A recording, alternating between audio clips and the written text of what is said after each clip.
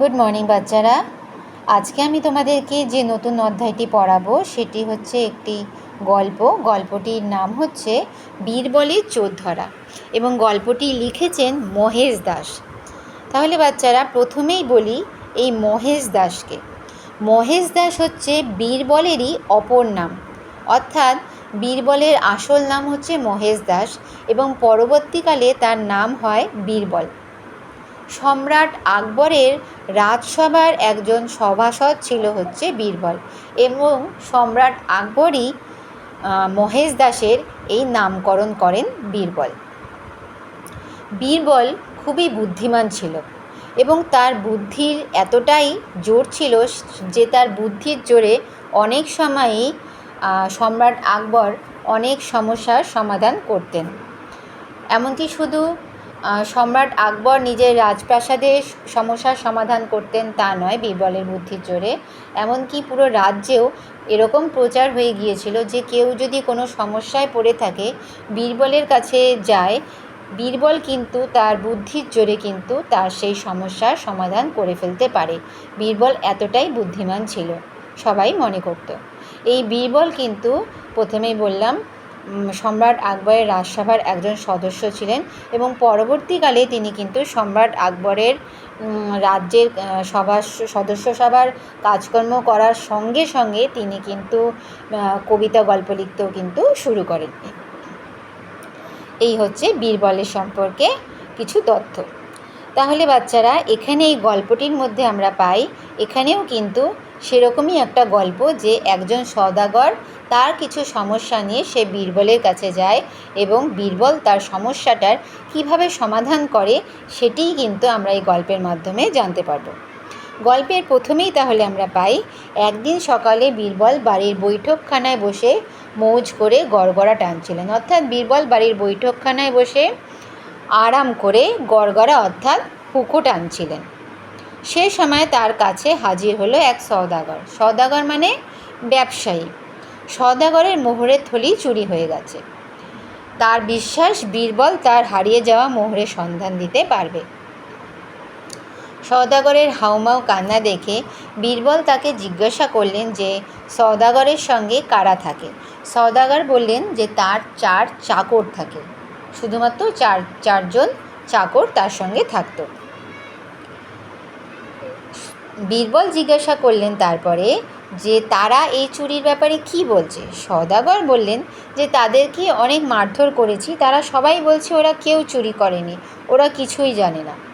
তখন বীরবল বললেন যে যদি তার সেই 4 জন চাকরের মধ্যে কেউ ওই থলি নিয়ে থাকে তাহলে সে তো থলি মানে সেই মোহরের থলি সে ফেরত পাবে, আর যদি 4 জন চাকরের মধ্যে কেউ যদি সেই থলি নিয়ে না থাকে তাহলে সেই মোহরের থলি কিন্তু সে ফেরত পাবে না। তুমি এই 4 জন চাকরকে সঙ্গে করে নিয়ে রাজদরবারে যাও, আমিও আসছি। বীরবল এই কথাটি সওদাগরকে বললেন যে রাজদরবারে তুমি 4 জন চাকরকে নিয়ে উপস্থিত হও, আমিও রাজদরবারে আসছি। এবার সওদাগর তার 4 চাকরকে সঙ্গে করে নিয়ে রাজদরবারে উপস্থিত হলেন এবং বীরবলও সেখানে গেলেন। বীরবল গিয়ে দেখলেন যে বীরবল পৌঁছানোর আগেই কিন্তু সওদাগর তার 4 জন চাকরকে সঙ্গে নিয়ে সেখানে উপস্থিত হয়ে গেছে। এবার বীরবল 4 জন চাকরটিকে আলাদা আলাদা করে জিজ্ঞাসা করলেন যে তারা এই মোহরের ব্যাপারে কী জানেন, কিন্তু 4 জন চাকরই কিন্তু অস্বীকার করলেন যে তারা এই মোহরের ব্যাপারে কিছুই জানে না, তারা এই মোহরের থলি কিন্তু চুরি করেনি, তারা এই কথা বললেন।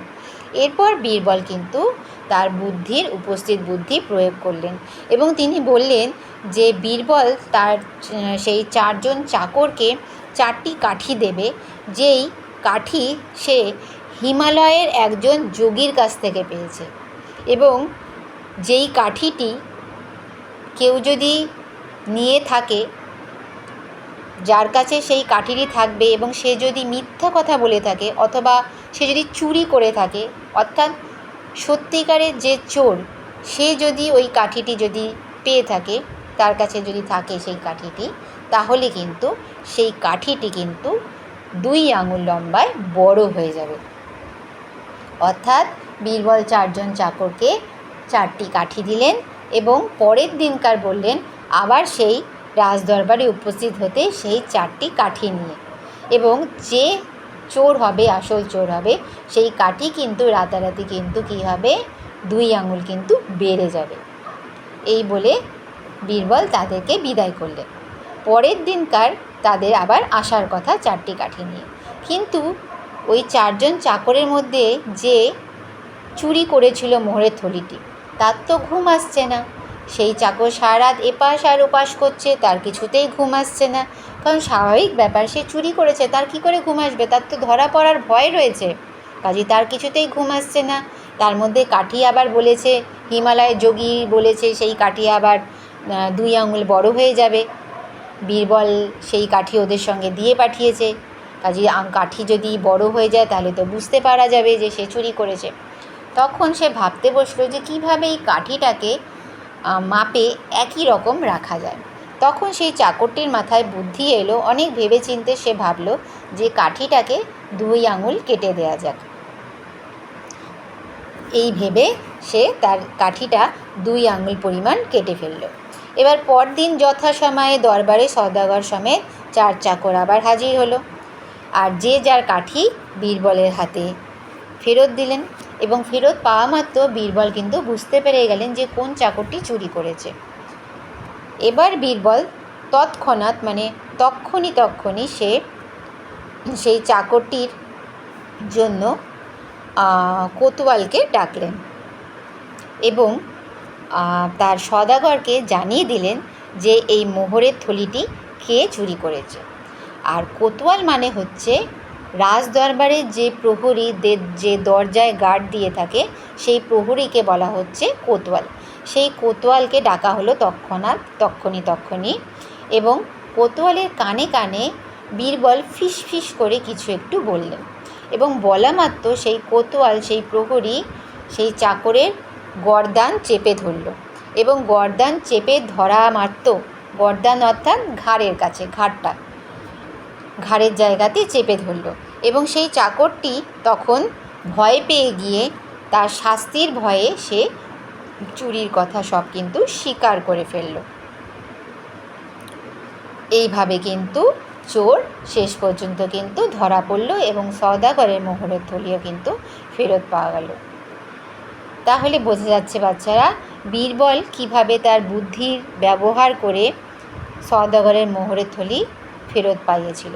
এখানে বীরবল যে হিমালয়ের যোগীর কথা বলেছিলেন সেটি কিন্তু সত্যি ঘটনা নয়, সে কিন্তু এটা কৌশল করেছিল, ফন্দি করেছিল চোরকে ধরার জন্য, এবং তার সেই উপস্থিত বুদ্ধির জেরে, অর্থাৎ বীরবলের সেই উপস্থিত বুদ্ধির জেরে কিন্তু সওদাগর কিন্তু তার হারিয়ে যাওয়া অর্থাৎ চুরি হয়ে যাওয়া মোহরের থলি কিন্তু ফেরত পেল শেষ পর্যন্ত।